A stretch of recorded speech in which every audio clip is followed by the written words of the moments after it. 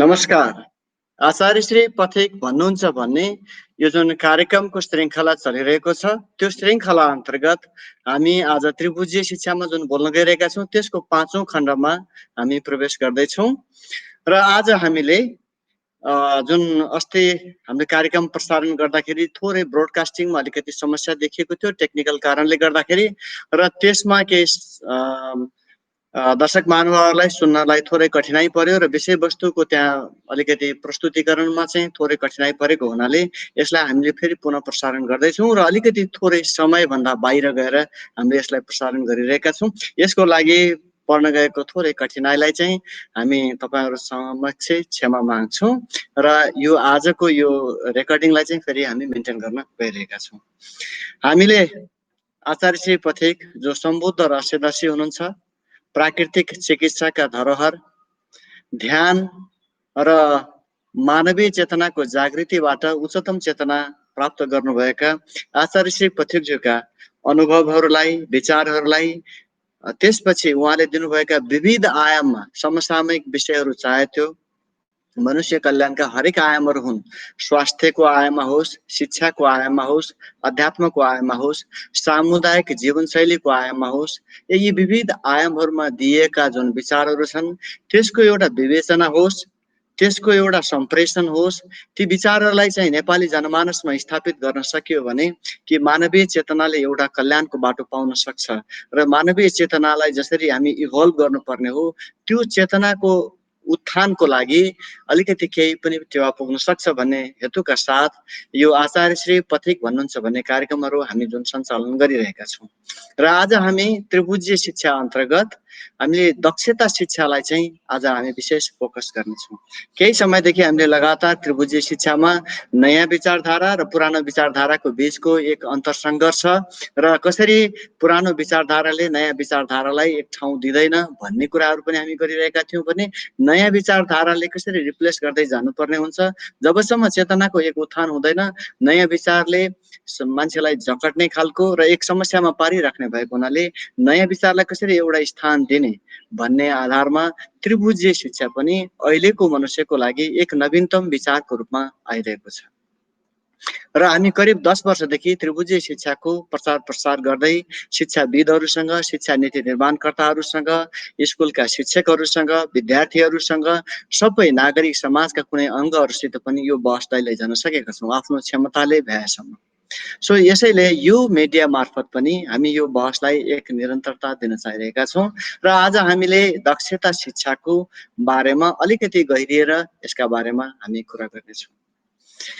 र त्रिभुजीय शिक्षाले एउटा विकल्प विशेष गरी स्कुल कलेजले पढाइरहेको शिक्षा जुन छ त्यो मूल रूपमा सूचनामुखी छ। प्रचलित शिक्षा त्यही मूल रूपमा सूचनामुखी भएकै कारणले गर्दाखेरि बेरोजगारी र गरिबी उत्पन्न भएको हो भन्ने यसको ठम्याइ छ र त्यसलाई यसले चाहिँ एउटा गतिलो व्यवस्थापन दिन चाहन्छ, एउटा गतिलो स्थानान्तरण गर्न चाहन्छ, एउटा विकल्प दिन चाहन्छ। त्यो विकल्प भनेको दक्षतामुखी वैज्ञानिक शिक्षा हो। र आज हामी दक्षतामुखी वैज्ञानिक शिक्षामा प्रवेश गर्नुभन्दा अगाडि पहिला त दक्षता भनेको के हो यो कुरालाई हामी अगाडि बढाउन चाहन्छौँ। परिभाषा वाइज कसरी यसलाई चाहिँ परिभाषित गर्ने त, दक्षतालाई कसरी परिभाषित गर्ने त?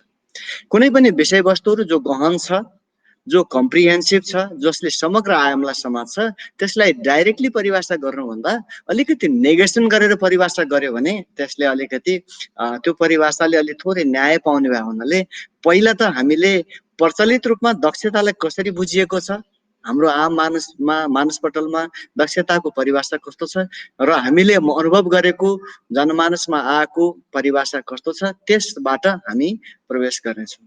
फर्स्ट हामीले जति बेला त्रिभुजीय शिक्षाको यो बहसलाई अगाडि लग्यौँ त्यहाँ हामीले सोध्ने गर्थ्यौँ कि दक्षता भनेको हजुरहरूको बुझाइ कस्तो छ। एक थरी विचार चाहिँ कस्तो खालको देखियो भने जुन अहिले जसरी सिपमूलक व्यावसायिक शिक्षाको रूपमा गइरहेका विषयहरू जस्तो इन्जिनियरिङ छ, डक्टरी छ, नर्सिङ छ, यी विविध खालका विषयहरू जसले चाहिँ सिपमूलक ढङ्गले चाहिँ व्यावसायिक बुद्धिको विकास गर्छ र मान्छेलाई थोरै रोजगारी दिन्छ, त्यो विषयहरू नै हो कि भन्ने खालको चाहिँ एक थरी मान्यता यस्तो देखा पर्यो। र यहाँनिर मैले बताउनु पर्छ कि यो सिपमूलक व्यावसायिक शिक्षा दक्षता शिक्षा होइन। अर्को छ अर्को शिक्षा जस्तो भनौँ अब रोजगारीको लागि दोस्रो विकल्पको रूपमा आइरहेको विशेष गरी भोकेसनल ट्रेनिङ भनिन्छ। त्यसमा चाहिँ केही संस्थाहरूले नै यस्तो रूपमा काम गरिरहेका छ जस्तो भनौँ कि मान्छेको रोजीरोटीको लागि गाउँमा जसरी बाख्रा पालन गर्ने कुरादेखि लिएर ब्युटी पार्लर सिक्ने कुरादेखि लिएर हैन कुकिङको कुराहरूदेखि लिएर अनि मिस्त्री प्लम्बिङ गर्ने कामदेखि लिएर यस्ता खालका जुन व्यावसायिक गर्ने खालको व्यवसायलाई थोरै टेवा दिने खालका भोकेसनल ट्रेनिङहरू पनि कतै दक्षतामुखी शिक्षा हो कि भन्ने खालको अनुमान पनि गरेको पाइयो। आज हामी यो प्लेटफर्म मार्फत के भन्न चाहन्छौँ भने कि यो खालको भोकेसनल ट्रेनिङ पनि दक्षतामुखी शिक्षा चाहिँ होइन, यो दक्षता होइन। र कतिले चाहिँ कस्तोसम्म पनि दक्षताको बारेमा व्याख्या गर्ने गरेको पाइयो भने कि अहिले जसरी चाहिँ एसएलसी पास गर्न नसकेका व्यक्तिहरू अथवा एसएलसी भन्दा अगाडि नै पढाइ रोकिसकेको जीवनमा अरू आयामहरू चाहिँ समातिन नसकेको त्यस्तो व्यक्तिलाई चाहिँ कतै अल्झाउनको लागि सरकारले नै ती व्यक्तिहरूको लागि रोजगारीमूलक एक मजबुरीको शिक्षा भनौँ न 2 वर्षको अथवा 6 महिनाको यस्तो ट्रेनिङ गराएर टेम्पोररी जब दिने चाहे त्यो देशमा होस् या विदेशमा होस् यस्तो तरिकाले चाहिँ ट्रेनिङ दिने काम पनि मजबुरीको जुन शिक्षा छ त्यो शिक्षा पनि कतै दक्षता शिक्षा त होइन भन्ने तरिकाले पनि व्याख्या गर्ने गरेको पाइयो। म तपाईहरुलाई दर्शक महानुभावहरु के भन्न चाहन्छु भने त्रिभुजीय शिक्षाले प्रस्ताव गरेको दक्षता शिक्षा यो होइन। त्यसो भने के हो त यो किन यसलाई चाहिँ दक्षतामा लिएन त भन्दाखेरि तीनटा कारणले गर्दाखेरि चाहिँ यसलाई लिन सकिएन। एउटा त यसले विद्यार्थीको अथवा व्यक्तिको रस रुचि र सृजनशीलतालाई यसले समातेको छैन। कोही व्यक्ति इन्जिनियर कुनै कारणले बनेको छ, कोही व्यक्ति डाक्टर कुनै कारणले बनेको छ, परिवारका मान्छेहरुको दबावमा पनि उ बनिरहेको हुन सक्छ हैन। त्यसैले गर्दाखेरि त्यहाँ रस रुचिलाई पुरा सही ढंगले प्रतिनिधित्व नगरेको हुनाले त्यसलाई पनि दक्षतामुखी मान्नु। अर्को कुरा के छ त भन्दाखेरि दक्षतामुखी शिक्षा चाहिँ सानैदेखि सुरुवात हुन्छ। अहिले जुन हामीले भनेका शिक्षाहरू छन् तिनी कुनै कालखण्डमा सिकेका शिक्षा भएको हुनाले यसले यो परिभाषा भित्र पनि लिन सकेन। अर्को तेस्रो कुरा छ यसमा सृजनशीलता जोडिएन। सृजनशीलता नजोडिएको कारणले पनि यसलाई हामीले चाहिँ दक्षतामुखी शिक्षा राख्न सकेनौं। त्यसो हो भने आउनुस् अब दक्षता शिक्षा के हो त? अब हामीलाई अलिकति परिभाषा गर्न सजिलो भयो। फर्स्ट कुरा त के बुझ्नु पर्यो भन्दाखेरि दक्षता शिक्षाको पढाइ सुरुवात कहिलेदेखि हुन्छ त? यो आम रूपमा प्रश्न आउँछ। यो दक्षता शिक्षा चाहिँ फर्मल्ली भनौं अथवा इन्फर्मल्ली भनौं सानैदेखि सुरुवात हुन्छ। हाम्रो जब जीवन यसलाई आज स्कुल लेभलबाट भन्ने हो भने नर्सरी केजीबाटै यो दक्षताको सुरुवात हुन्छ। साना नानीहरू जुत्ता मिलाउन जान्ने, लुगा लगाउन जान्ने बाट सुरुवात भएको, आफ्नो टाई मिलाउन सक्ने बाट स्किल सुरुवात भएको यो चाहिँ यसरी सुरुवात हुन्छ दक्षताको सुरुवात भने पछि बिस्तारै यसले चाहिँ फेरि यो कुनै विधासित पनि सम्बन्धित हुँदैन, विशेष विधासित सम्बन्धित हुँदैन। हरेक विषयमा यो दक्षताको कुरा जोडिन्छ। त्यसैले उमेरमा भन्दाखेरि यो सानै कक्षाबाट सुरुवात हुन्छ, सानै उमेरबाट सुरुवात हुन्छ दक्षताको शिक्षा। तेस्रो कुरा यसले के भन्छ भने रस, रुचि र प्रतिभालाई यसले जोड दिन्छ। जहाँ रस, रुचि र प्रतिभा छैन, जहाँ सृजनशीलता छैन, त्यहाँ दक्षता छैन। सो यसैले यो विषयलाई पनि यसले इन्क्लुड गर्छ। अर्को कुरा के छ त भन्दाखेरि दक्षतामुखी शिक्षाले चाहिँ दाहिने मस्तिष्कमा काम गर्छ। जब हामी दक्षताको कुरा गर्छौं अघिका सिपमूलक शिक्षाहरू जुन अगाडि हामी जसलाई नेगेसन गरेर आयौं ती सिपमूलक शिक्षाले बढी यसो सूचनामुखी शिक्षाकै आधार लिएर जान्छ भने यसले चाहिँ आधार लिने यसको आधार लिने मस्तिष्क कुन हो त भन्दाखेरि दाहिने मस्तिष्क हो। यो दाहिने मस्तिष्कमा नै सृजनाको खानी छ। त्यसैले जब दक्षतामुखी शिक्षाको हामी कुरा गर्छौं यहाँनिर चाहिँ मस्तिष्क वाइज कुरा गर्दाखेरि अवचेतन मस्तिष्कको सक्रियता, त्यसको उत्खनन, त्यसको त्यहाँ भित्र रहेको सृजनशीलतालाई कसरी प्रयोगमा ल्याउने, विद्यार्थीको मस्तिष्कलाई कसरी खोल्ने भन्ने कुरासित पनि यो सम्बन्धित भएर आउँछ। अर्को छ दक्षतासित जोडिएको कुरा के हो भने यो चाहिँ उत्पादनशीलतासित पनि जोडिएको छ। र अर्को वैज्ञानिक प्रयोग यानी कि सत्य तथ्य के हो भन्ने कुराहरुसित जोडिएर आउँछ। यो कुनै अन्धविश्वासको शिक्षा होइन, यहाँ कुनै पूर्वाग्रह हुँदैन, कुनै कल्पना गर्ने कुराहरु पनि यहाँ हुँदैन। धेरै जसो अक्सर बाबुआमाले आफ्नो बच्चालाई चाहिँ सानैदेखि नानी के बन्ने हैन, तिमी डाक्टर बन्नुपर्छ अथवा इन्जिनियर बन्नुपर्छ अथवा कुनै आर्टिस्ट बन्नुपर्छ, हिरो बन्नुपर्छ, खेलाडी बन्नुपर्छ भन्ने तरिकाले एउटा विचार चाहिँ उसलाई हाल्न खोजिएको हुन्छ। त्यसरी उसलाई कल्पना गर्न लगाइन्छ कि त्यो विषयवस्तुमाथि। दक्षता शिक्षा कल्पनाबाट सुरुवात हुँदैन। त्यो सानो नानीहरू यथार्थपरक ढङ्गबाट चाहिँ आफ्नो शिक्षालाई सुरुवात गर्छन्। त्यसैले यो उत्पादन प्रक्रियासित वैज्ञानिकतासित पनि जोडिएको छ। र अर्को कुरा सबैभन्दा बढी महत्त्वपूर्ण कुरा जुन प्रचलित शिक्षामा छैन, प्रचलित शिक्षामा सानै उमेरमा फरक खालका बच्चालाई चाहिँ एकदम पुरा अलमेल बनाउने, गन्जागोल बनाउने, टर्चर दिने खालका जुन विरोधाभासी विषयका शिक्षाहरू जुन दिइन्छ, 8-10 वटा किताब, 10 वटा जति त विषयवस्तुहरू नै दिइन्छ, त्यस्तो खालको तरिकाले यो शिक्षाको सुरुवात हुँदैन। यो चाहिँ कस्तो छ भन्दाखेरि लाइफ लङ काम गर्ने खालका, जीवनभरिलाई काम गर्ने खालका चिजहरूबाट सुरुवात हुन्छ। जस्तो दक्षतामुखी शिक्षामा चाहिँ आचार्य श्री पथिक भन्नुहुन्छ, धेरै विषय पढाउनु पर्दैन, कम्तीमा 5 वटा विषय, सरी बढीमा 5 वटा, 5 वटा या 6 वटा विषय भन्दा बढी लिएर जानु जरुरी छैन। जस्तो भाषा, भाषामा हाम्रो मातृभाषा अथवा राष्ट्रभाषा एउटा हुन सक्छ भने एउटा इन्टरनेसनल भाषा हुन सक्छ, किनकि यो भाषाको जरुरत त्यो व्यक्तिलाई सधैँको लागि जरुरत छ। त्यस्तै नीति नैतिकतासित सम्बन्धित खालको शिक्षा, जसमा योग शिक्षा पनि पर्न सक्छ, त्यो विषयलाई पनि उसले समेटेर लान्छ। अर्को चाहिँ विज्ञानसम्मत ढङ्गले पूर्वाग्रहबाट पीडित नभइकन अगाडि बढ्नको लागि विज्ञान या गणितको विषयलाई पनि उसले लिएर जान सक्छ। र त्यसपछि दक्षता मूल रुचिलाई सम्बोधन गर्ने गरिकन कि हुनसक्छ त्यसमा 2टा विषय अथवा 3वटा विषय, यी मुख्य रुचि र सहायक रुचिसित मिल्ने गरिकन दक्षताका विषयहरूलाई लिएर जम्मा 5 वटा विषयहरू मात्र लिएर जाँदाखेरि काफी हुन्छ। यसरी चाहिँ 5 वटा विषयभन्दा बढी नलिइकन उसको रस रुचिसित जोडेर यदि हामीले स्कुलमा पढाउन सुरुवात गर्यौं भने अब गर्ने के त भन्दाखेरि अहिले प्रचलित शिक्षामा चाहिँ के भइरहेको छ भने स्कुलमा पढ्छन् नानीहरू, त्यसपछि उनीहरू स्कुलबाट कहिले बिदा हुन्छौं र त्यसपछि खेल्न जाउँला भन्ने तरिकाले सोचिरहेछन् भने यो दक्षतामुखी शिक्षाको मोडालिटीको कारणले गर्दाखेरि के हुन्छ भने यिनीहरू धेरै समयसम्म चाहिँ त्यहाँ इन्गेज हुने र इभन त्यस्तो धेरै अरू चिजहरुमा चाहिँ इन्भल्भ नहुनु पर्ने गरिकन उनीहरू त्यसको व्यावहारिक प्रयोगमा जाने, होमवर्क पनि त्यही तरिकाले प्रयोगात्मक ढंगले गर्ने भएका हुनाले विद्यार्थीको समय मोर कन्ज्युम यो शिक्षाले गर्दिन्छ। त्यसो भयो भने उनीहरू अर्को ठाउँमा रुममा लिएर गाँजा चरे हरेस खानुपर्ने स्थितिमा जान सक्दैन। यो कुरा त रह्यो दक्षतामुखी शिक्षाको थोरै परिभाषा गर्ने क्रममा हामीले त्यसलाई अलिकति एक्सटेन्सन गर्यौं। दक्षतामुखी शिक्षा भयो भने हाम्रो परिणाम कस्तो हुन्छ त, हाम्रा विद्यार्थीहरू कस्ता हुन्छन् त, अब यसमा पनि थोरै हामी चर्चा गर्नेछौं।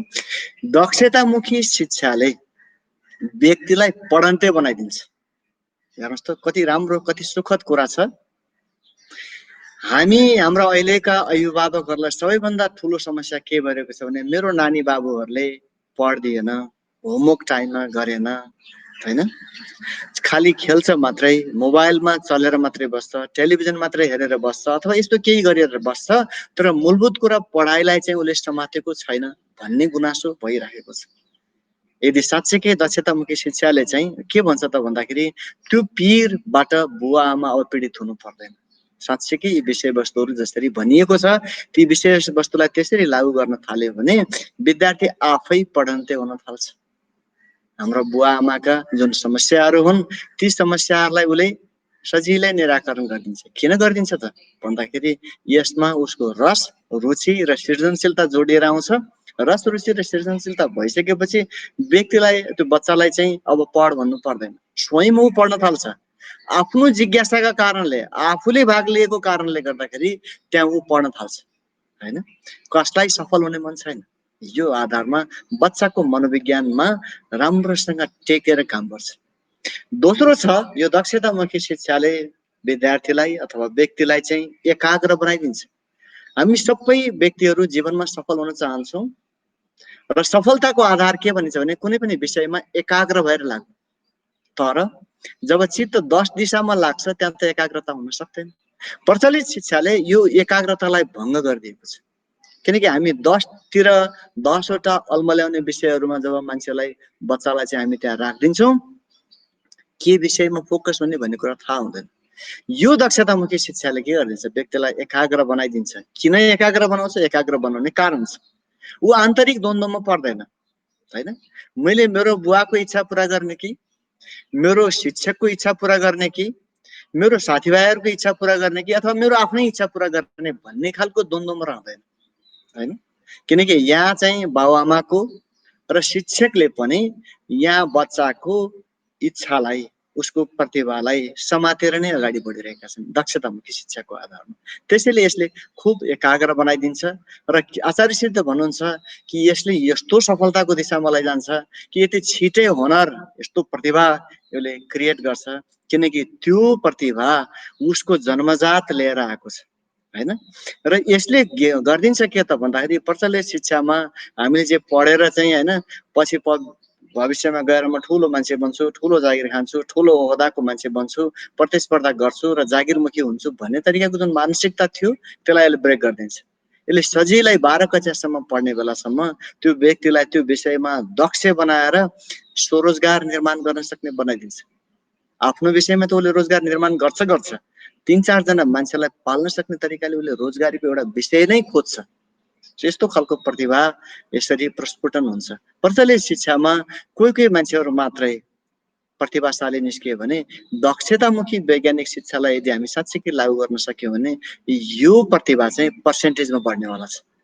सो यस्तो खालको पर्सेन्टेजमा बढाउन सक्ने दक्षतामुखी शिक्षालाई अब हामी साँच्चै यसको फेरि अब तपाईँहरू भन्न सक्नुहुन्छ, जिज्ञासा हुनसक्छ, यो कस्तो तरिकाले पढायो भने यस्तो तपाईँले भने जस्तो परिणाम आउँछ।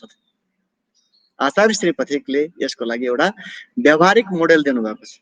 उहाँले के भन्नुहुन्छ भने सानै कक्षादेखि मानौँ केजी नर्सरीबाट अथवा कक्षा 1बाट जुन पढाइ सुरुवात भएको छ त्यसको मोडालिटी कस्तो हुन्छ भने 15 मिनट जस्तो ऊ टिचरको सैद्धान्तिक ज्ञान लिन्छ, त्यसपछि ऊ जान्छ व्यावहारिक ढङ्गले त्यही ज्ञानलाई चाहिँ प्रयोगमा लैजान्छ।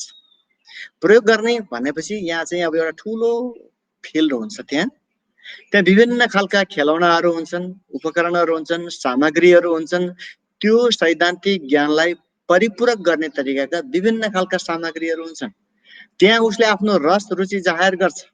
हुनसक्छ त्यहाँ कृषि सामग्रीसित सम्बन्धित हलो हुनसक्छ, कुटो हुनसक्छ, कोदालो हुनसक्छ, हैन? त्यससित सम्बन्धित पोस्टर पनि हुन सक्छन्, अथवा भनौँ त्यसलाई पूरक ढङ्गले लैजानको लागि बाहिर जमिनमा लैजान सकिन्छ, हैन? धान कतातिर छ, खेत गाउँको खेत कतातिर हो, आली कसरी लगाउने भन्ने खालका कुरादेखि लिएर सबै चिजलाई उसले चाहिँ देख्ने, छुन सक्ने, अनुभव गर्न सक्ने तरिकाले व्यावहारिक प्रयोगमा लैजान्छ। अब त्यस्तै कुनै बच्चाको इन्ट्रेस्ट इलेक्ट्रोनिक सामग्रीमा हुनसक्छ, इलेक्ट्रिकल सामग्रीमा हुनसक्छ। सो उसको रस रुचि कतातिर देखा पर्छ, ती विविध आयाममा चाहिँ त्यसलाई प्रयोगात्मक मोडेलमा लगेर बच्चाको लगनशीलता कतातिर देखा पर्छ, लगाव कतातिर बन्छ, त्यहाँ शिक्षकको भूमिका करिब कक्षा 5सम्म पढ्ने बेलासम्म बिल्कुल सहजकर्ताको रूपमा हुन्छ। त्यहाँ उसले प्रेसर पनि दिँदैन, विद्यार्थीलाई यो छिटो सिकोस् भन्ने तरिकाको आग्रह पनि राख्दैन। यसरी उसले बिस्तारै अब्जर्भेसन गर्छ र एउटा निरीक्षकको रूपमा जाँदाखेरि चोइसलेस पुरा द्रष्टा भावले बच्चाको क्वालिटी कतातिर विकसित हुन सक्ने सम्भावनाको छ त्यो थाहा पाउँछ।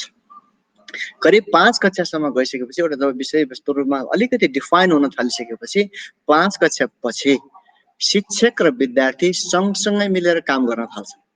सँगसँगै मिलेर सँगसँगै काम गर्दै सिक्दै जान्छन् अनि त्यो सिक्ने क्रममा अझ विषयवस्तुहरू गहनतापूर्वक त्यो विषय डिफाइन हुन्छ। मूल रुचिको विषय बच्चाको के हो त भन्ने कुरा अब डिफाइन हुन्छ र त्यसपछि आचार्यश्री पथिक भन्नुहुन्छ कक्षा 8मा जाँदाखेरि लगभग त्यो डिफाइन भयो।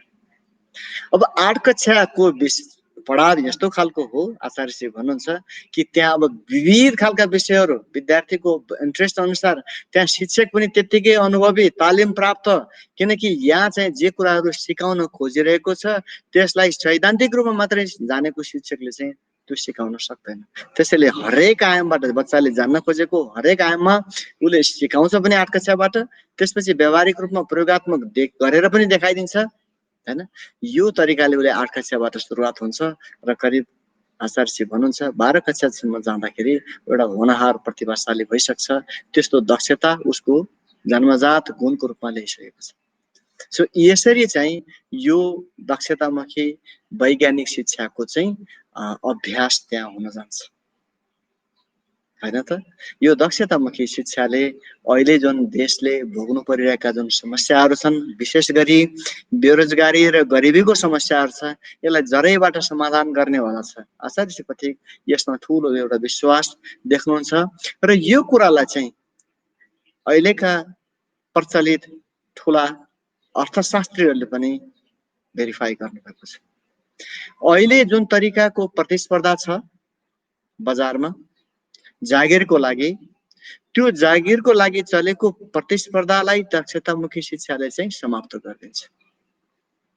किन समाप्त गरिदिन्छ त भन्दाखेरि जुन तरिकाको एउटा तुच्छ मूल्याङ्कन थियो, कुनै इन्फर्मेसन जानेको आधारमा यो फर्स्ट, यो सेकेन्ड अथवा यो फेल भन्ने थियो, त्यो प्रणालीलाई यहाँ हटाइन्छ हैन।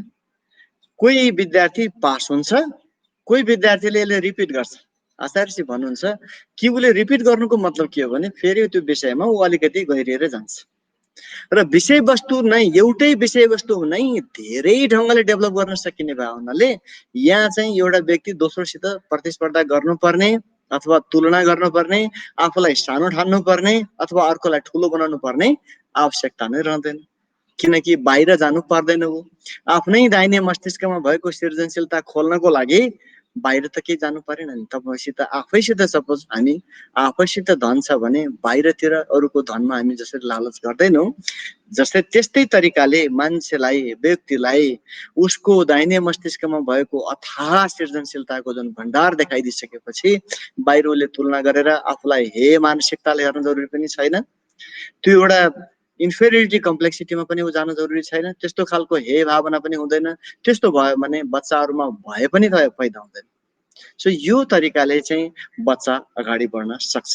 त्यसैले आउनुहोस् अब यस्तो तरिकाको प्रतिस्पर्धाको समाप्ति गर्ने हैन, रोजगारीको लागि पनि आफै रोजगार क्रिएट गर्न सक्ने, किनकि नेपाल जस्तो देशमा यति धेरै क्षेत्रहरू छन् काम गर्नको लागि, कृषिमा मात्र यति धेरै प्लेटफर्महरू छ।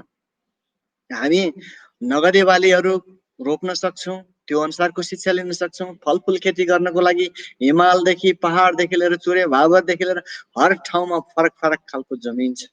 एउटै क्षेत्रमा यति धेरै सम्भावनाहरू छन्, तर शिक्षा त्यहाँ फोकस नभएको कारणले त हाम्रा विद्यार्थीहरू जो पास गरिसकेपछि शैक्षिक बेरोजगारको रूपमा वर्षेनी 2 दिनदेखि 3 लाखसम्म चाहिँ बाहिर जानु परिरहेको हो नि त। नेपालमै यत्रो धेरै अथाह सम्भावनाहरू खोज्न सकिन्छ यदि साँच्चै दक्षतामुखी शिक्षा लान सक्यो। जलस्रोतको धनी देश, त्यो ठाउँमा पनि हामीले चाहिँ थुप्रै क्षेत्रहरू क्रिएट गर्न सक्छौँ, सिर्जना गर्न सक्छौँ। पर्यटनका क्षेत्रमा पनि अनेक सम्भावनाहरू छन्। दक्षतामुखी शिक्षाले यदि सही ढङ्गले त्यहाँ एड्रेस गर्न सक्यो भने अब पर्यटनबाट हामीले थुप्रै मान्छेहरूलाई पाल्न सक्छौँ। नेपालका मान्छेलाई मात्र रोजगारी दिँदैनौँ, नेपाल त पर्यटनको यस्तो ठुलो सम्भावना भएको देश हो, हामीले बाहिरका मान्छेलाई दक्षता शिक्षा दिएर त्यहाँका मान्छेलाई पनि रोजगारी दिन सक्छौँ। सो यस्तो खालको अनन्त सम्भावनाका द्वारहरू दक्षतामुखी शिक्षाले खोलिदिन्छ। आचार्य श्री त्यसै पथिक त्यसैले यो आउनेवाला पिँढीको लागि अत्यन्त ढुक्कका साथ भन्नुहुन्छ कि अबको भविष्य यही दक्षतामुखी वैज्ञानिक शिक्षामा आधारित छ र यहीँबाट मात्रै हाम्रो कल्याण हुने सम्भावना चाहिँ छ।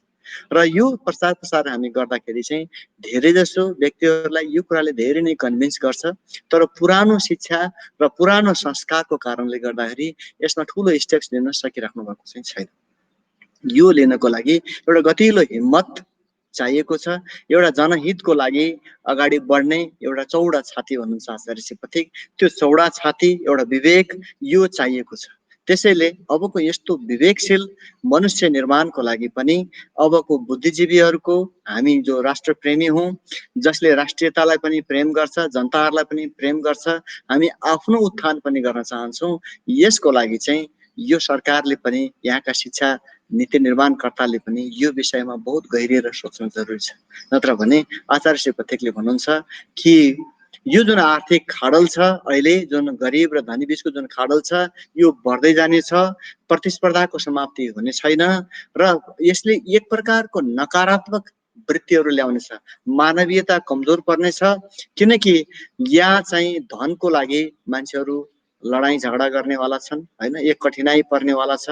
हाम्रो आफ्नो मानवीय जीवन जब कठिनाइमा पर्छ अनि हामी नैतिकतालाई हामी सधैँ साथ लिन सक्दैनौँ, ठगी, झुटो बोल्ने, भ्रष्टाचारण गर्ने यी खालका समस्याहरू देखा पर्छ।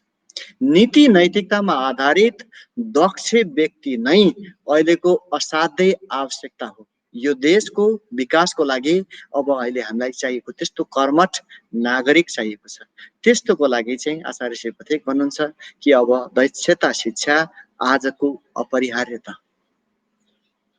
दर्शक महानुभावहरू, हामी दक्षता शिक्षालाई चाहिँ अबको एपिसोडमा कसरी अझ अरू ढङ्गले चाहिँ स्थापित गर्न सकिन्छ, के नेपालमा त्यस्तो खालको गुरुकुलीय शिक्षा जुन प्रचलित पहिलेको समयमा प्राचीन समयमा गरेका थियौँ, हामीले त्यो दक्षताको शिक्षा, त्यो पढाइ हुन्थ्यो नेपाल, भारत र चीन लगायतका ठाउँमा, त्यस्तो शिक्षाको सम्भावना के नेपालमा फेरि पुनर्जीवित गर्न सकिन्छ? के अहिलेको सरकारले यसलाई यो अहिलेकै पुरानो संरचनालाई चाहिँ फेरि रिमोडेलिङ गर्न सक्छ? यी अनन्त सम्भावनाहरूमा कसरी काम गर्ने त, अहिलेकै बाउन्ड्री कन्डिसनमा कसरी काम गर्ने भन्ने हिसाबमा पनि त हामी सोच्न सक्छौँ नि त। अहिलेको निजी स्कुललाई कसरी दक्षतामुखी बनाउन सकिन्छ, कसरी सरकारी स्कुललाई सामुदायिक बनाएर दक्षतामुखी वैज्ञानिक बनाउन सकिन्छ, यी सब विषयमा अब नयाँ ढङ्गले चिन्तन गर्न जरुरी छ। यदि हामीले चिन्तन गरेनौँ भने राष्ट्रको त्यो ठुलो बजेट शिक्षामा लगानी भइरहेको छ, तर त्यो बालुवामा पानी हालेको जस्तो तरिकाले खेर गइरहेको छ। र हामीले हाम्रा नागरिकहरूलाई खालि विदेशको लागि सेवक बनाउने, गुलाम बनाउने र अधिकांश 2 देखि 3 लाख जति चाहिँ प्रति वर्ष हामीले शैक्षिक व्यक्तिहरू, युवा जनशक्तिहरू यहाँबाट घुमाइएपछि देशको विकास कसरी हुन्छ हैन? हामीलाई थाहा छ देशको विकासको लागि युवा जनशक्ति जो कर्मठ छ, जो नैतिकवान छ, ती व्यक्तिहरूको असाध्यै जरुरत छ। जुन देशले प्रगति गरे, जस्तै जापान, चाइना, उनीहरूले आफूलाई कसरी यस्तो ठुलो प्रगतिमा ल्याए त भन्दाखेरि उनीहरूले उहाँको आफ्नो धरातललाई चिने, त्यहाँको वस्तुगत धरातललाई चिनेर उनीहरूले अगाडि बढे। हामीले पनि अब यो दक्षतामुखी शिक्षालाई चाहिँ सही ढङ्गले उठाउनु जरुरी छ। आशा छ यो विषयमा हामीले बहसलाई अरू निरन्तरता दिनेछौँ, जसले यो मिडिया मार्फत तपाईँ सुनिराख्नु भएको छ। यो बहसलाई चाहिँ कसरी निरन्तरता दिन सकिन्छ, हाम्रो प्रस्तुतिमा भएका कमी कमजोरीहरू पनि उल्याइदिनु होला र बीचमा लागेका प्रश्नहरू पनि सोधिदिनु होला। तपाईहरुको प्रश्न सोधाइ र तपाईहरुको फिडब्याकले हामीलाई अरू धेरै थप अगाडि बढ्नको लागि सहयोग गर्नेछ, यस्तो आशा राख्दै तपाईहरुबाट म आउने आगामी सोमबारको दिन फेरि हामी यस प्रस्तुतिलाई अगाडि बढाउने छौँ। हाम्रो नियमित प्रसारण बिहान 8 बजेदेखि 8:30 बजेको समय हो। सोमबार, बुधबार र शुक्रबार 3 दिन हुने गरेको छ र आशा छ भविष्यमा यसको माग बढ्दै गएमा हामीले यसको फ्रिक्वेन्सीलाई बढाउँदै जान सक्छौँ। शिक्षा सम्बन्धी, अध्यात्म सम्बन्धी यी विविध विषयहरूमा हामी अन्तर्क्रिया गर्दै, विवेचना गर्दै अगाडि बढ्दै जानेछौँ र हामीलाई सुन्दै गर्नुहोला। त्यतिन्जेलसम्मको लागि म टोपेन्द्र खनाल पथिक फाउन्डेसनको तर्फबाट तपाईहरुसँग बिदा चाहन्छु। हस्त, नमस्कार, धन्यवाद।